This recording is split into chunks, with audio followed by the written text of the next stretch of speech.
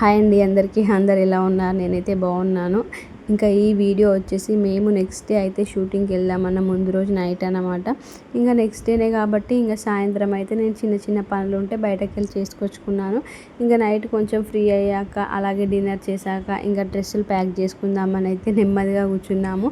ఇంకా కొంచెం పాప పడుకున్నాకనైతే ఈజీగా చదరచ్చు కదా, అదే పాప ఉంటే అస్సలు చదరనియదని చెప్పేసి ఇంకా పాపనైతే పడుకోబెట్టిన తర్వాతనైతే నెమ్మదిగా చదువుతున్నాము. ఫస్ట్ అయితే పాప బట్టలు చదువుదామని చెప్పి చదువుతున్నాను. అసలు ఏం పెట్టాలో అస్సలు అర్థం కాలేదండి. షూట్ లొకేషన్కి వెళ్ళిన తర్వాత కోఆపరేట్ చేస్తుందో తెలీదు, చేయదో తెలీదు. ఇంకా అందుకే మేమైతే బెనిఫిట్గా అని చెప్పేసి ఇంకా కొన్ని అయితే కొంచెం సాఫ్ట్గా ఉన్న క్లాత్లో అలాగే షూట్కి సంబంధించిన డ్రెస్సులు అయితే పెట్టుకున్నాము. నిజంగా అమ్మాయిలు ఉంటేనైతే ఎన్ని డ్రెస్సులు ఉంటాయో నాకైతే అసలు ఏ డ్రెస్సులు పెట్టాలో కూడా అర్థం కాలేదు. ఎందుకంటే ఇంకా లెగ్గిన్స్ అని, జీన్స్లని, వెస్ట్రన్ డ్రెస్లని, ఇంకా పట్లంగాలని, అలాగే మిడ్డీలని ఎన్ని ఉంటాయో. అదే అబ్బాయిలు అయితే ఓ 2 ప్యాంట్లు పెట్టి 2 టీషర్ట్లు పెడితే సరిపోతుంది. కానీ అమ్మాయిలకు అలా కాదు కదా. ఈచ్ అండ్ ఎవ్రీథింగ్ మళ్ళీ వాటి మీదకి మ్యాచింగ్తో సహా ఉంటేనే పర్ఫెక్ట్ అవుట్పుట్ అనేది మనకు వస్తుంది. సో ఇంకా ఫస్ట్ అయితే డ్రెస్సులు అయితే ప్యాక్ చేసేసాను. ఇంకా తన డ్రెస్సులు చదివేసరికి నాకు తల ప్రాణం తోకకొచ్చేసింది. ఎందుకంటే ఇంకా అన్నీ ప్రతిదీ ఇంకా మంచిగా చూసుకుంటూ చదివాం కాబట్టి చాలా టైం పట్టింది తన డ్రెస్సులు చదవడానికి. ఇంకా తర్వాత నెక్స్ట్ ఇంకా నా డ్రెస్సెస్ కోసం అని అయితే వెతుకుతున్నాను.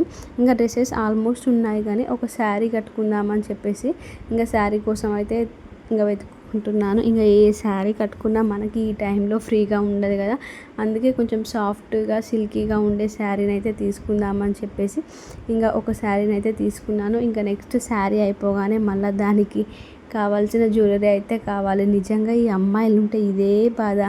ఇంకా మనకైనా సరే ఇప్పుడు శారీ తీసుకుంటే దానికి పర్ఫెక్ట్ జ్యువెలరీ, ఇయర్ రింగ్స్, అలాగే బ్యాంగిల్స్ ఉంటేనే పర్ఫెక్ట్ అవుట్పుట్ అనేది మంచిగా పిక్స్లో కనిపిస్తాము.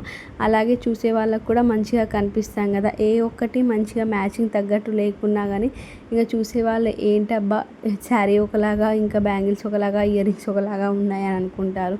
సో ఇంకా బయట వాళ్ళ కోసం కాకుండా మన కోసమైనా, ఫొటోస్ లుక్స్ కోసమైనా అన్నీ పర్ఫెక్ట్గా ఉండేటట్టు అయితే మనం మ్యాచింగ్ అయితే తీసుకెళ్ళాలి కదా. మేమైతే ఇంకా పర్ఫెక్ట్ దేని మీదకి ఏది సెట్ అవుతుంది అని చెప్పేసి ఇంకా ఇంట్లోనే నీట్గా ఒక్కొక్క దాని మీదకి సెట్ అయ్యేది అన్నీ సెలెక్ట్ చేసుకుంటున్నాము.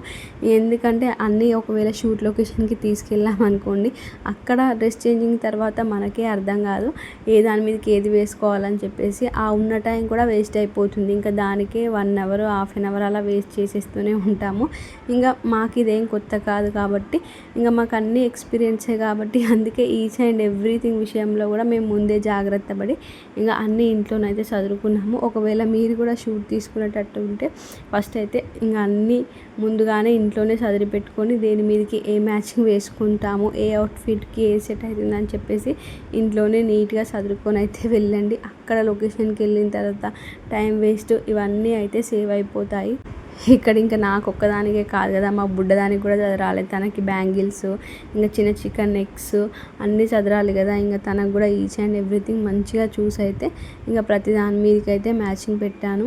ఇంకా అప్పటికే లేట్ అయిపోయింది, 12 అయిపోతుంది. ఇంకా ఎర్లీ మార్నింగే బయలుదేరాలి కదా అని చెప్పేసి మేమైతే ఇంకా 12:30కి అలా అన్నీ క్లోజ్ చేసేసి ఇంకా తొందరగానే పడుకున్నాము. ఇంకా ఎర్లీ మార్నింగ్ నేనైతే 3:30కి లేసాను. ఇంకా ఫస్ట్ నేను ఫ్రెష్ అప్ అయిపోయిన తర్వాత వాళ్ళని లేపుదామని ఇంకా ఊరుకున్నాను. ఎందుకంటే వాళ్ళ నిద్ర ఎందుకు డిస్టర్బ్ చేయడం, కొద్దిసేపైనా పడుకుంటారు కదా అని చెప్పేసి.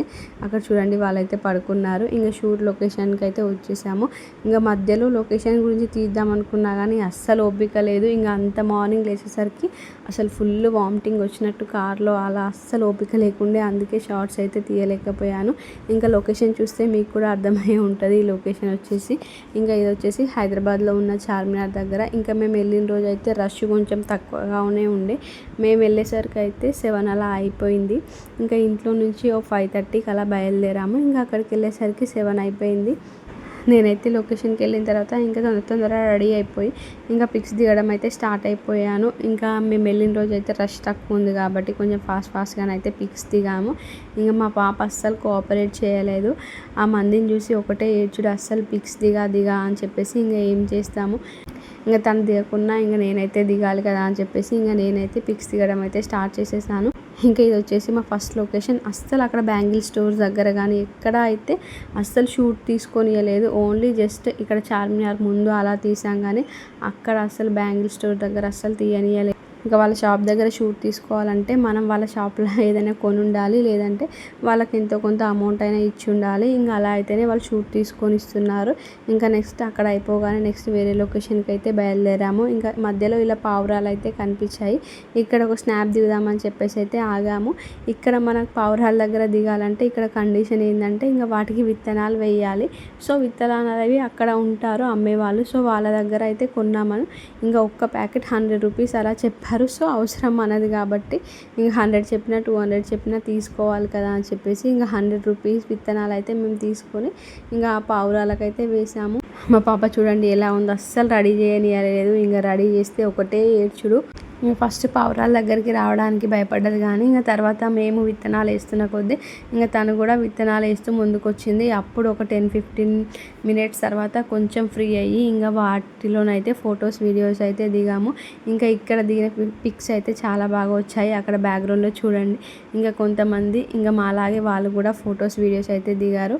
ఈ లొకేషన్లో ఇంకా పావురాలకి విత్తనాలు అమ్మే వాళ్ళు అయితే చాలామందే ఉన్నారు.